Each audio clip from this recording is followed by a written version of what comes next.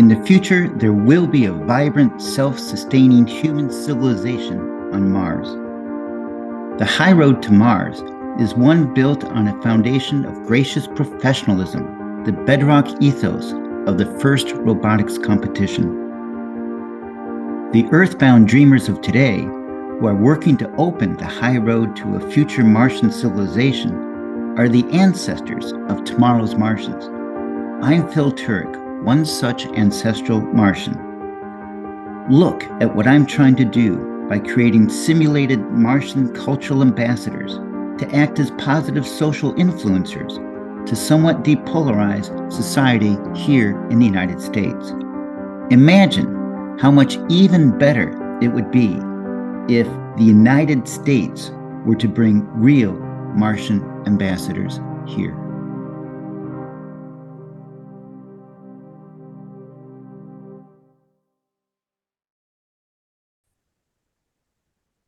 Hello, everyone. Phil Turek here. Thought I would do a little State of the Regime, since today is a State of the Union sort of talk. Anyways, three things to share with you.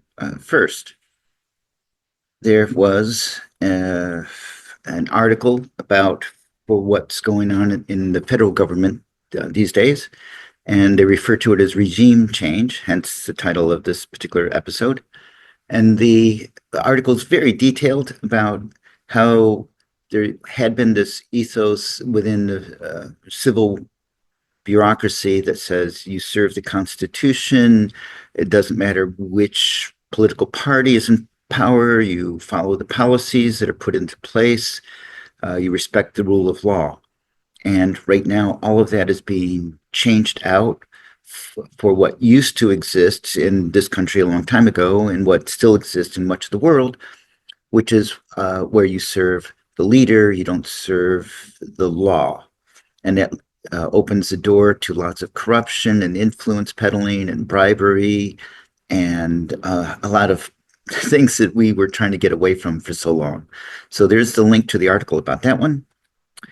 There's another recent article about the pattern that's going on within the federal government of the United States that shows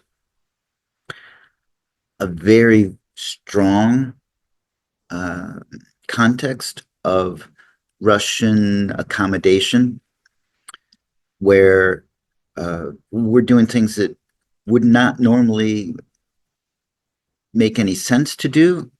But when you see it in context of all these other steps that are going on, as outlined in this one article, it's a very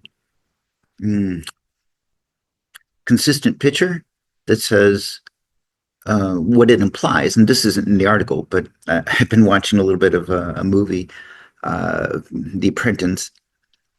It implies that really back in 1987, a 40-year-old American businessman who had already been primed to be against the federal government in any form, much like his dad, was bought into, shall we say, that person bought into the philosophy that suits very well and serves well the interest of Putin and Russia and autocratic leaders around the world. So, I mean, there's stuff in these current steps that are just purely accommodating when they shouldn't be occurring at all. So, for example, standing down any kind of defensive preparation against a cyber attack by Russia. Excuse the voice. One last thing. Oh, actually, I should go back to that for a moment and say, okay, so, yesterday's news is the U.S. is halting all military aid to Ukraine. And my prediction, short term, is that in the very near term, our current leader will view the Russian offer of mineral rights to Ukrainian and Russian minerals as a deal to be made. And therefore, those are the cards that he wants to play. And you could see the United States choosing to make a mineral trade deal with Russia at the expense of Ukraine. And from our leader's point of view, that's a transactional deal that he can understand. This other business about defending the rule of law isn't anything that kind of appeals to him in the first place. All right, and finally, local politics. We had a former NFL player, I should say, who did a protest at our city council meeting where I live. So our city council is now pure MAGA Republican people. And so they decided to demonstrate their loyalty, fealty to their leader.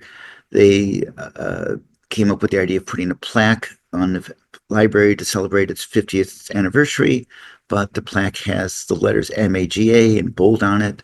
Now they've made up a different meaning for the words, but the phrase in the plaque itself is undeniably just paying homage to our current leader. And this local resident, stood up to public comment, spoke his piece, and then he said, and I choose to engage in the time honored tradition of peaceful civil disobedience. So he took one step in front of the lectern that he was standing behind and got himself arrested, which was what he was expecting to have happen.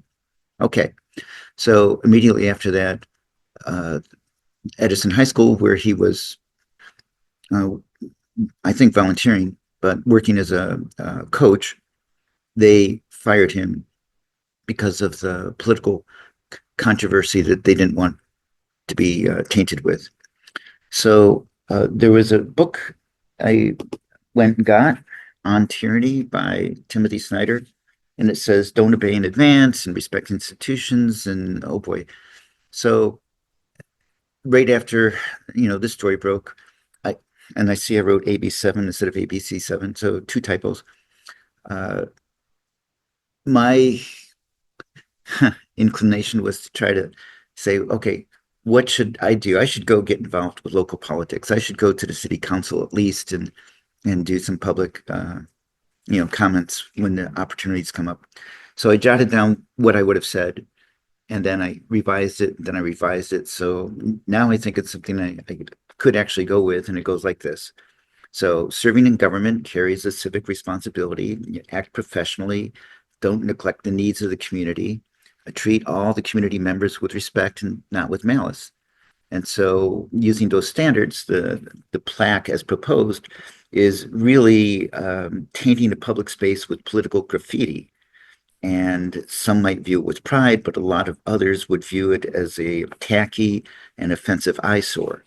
So I would propose to them that they, you know, first of all, their responsibility as a city council is to govern wisely and consider revising the plaque to remove all the political, mm, include, political messaging uh, to highlight the fact that the library is meant to be an inclusive public space. So that's such a big change from the first draft of what I wrote. My hypothesis is that there's this very narrow line between getting energy for yourself from doing positive things and getting energy for yourself from doing negative things. So helping someone, like I said in the previous episode, releases endorphins. But you could go the other way and learn that by being cruel and putting others people down, you can have that as a source of negative energy that you feed on. And our current leader, I'm convinced, feeds off this negative energy. So uh, if you're going to go in that direction, then you would be one of those people who proclaim proudly that yes, I'm going to own the libs, which means you're getting your energy by doing negative things. You're not building anything up. You're tearing stuff down. You want to gum up the works. And right now, this entire regime Um, I'm not even sure I can call us the United States anymore. This regime is going uh, in that direction for sure. I don't know how much longer data will be available that used to be so accessible from the government. Uh, a lot of a lot of the usual sources of information are shutting down and being silenced, and so not sure how many more of these videos will actually go out. But my goal in life still is to use the objective of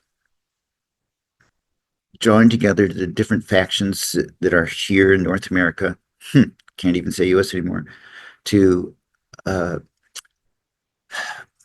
bring out the best parts of the different factions of our society on a working towards a common goal of building a new society using Mars as a tool for doing it. And by that I mean not saying, like I think Mr. Musk is thinking, oh, let's send rich people to Mars to survive if the rest of the Earth goes bad, but using Mars as a incubator for an improved cultural values and societal, ethos, and having them come back here.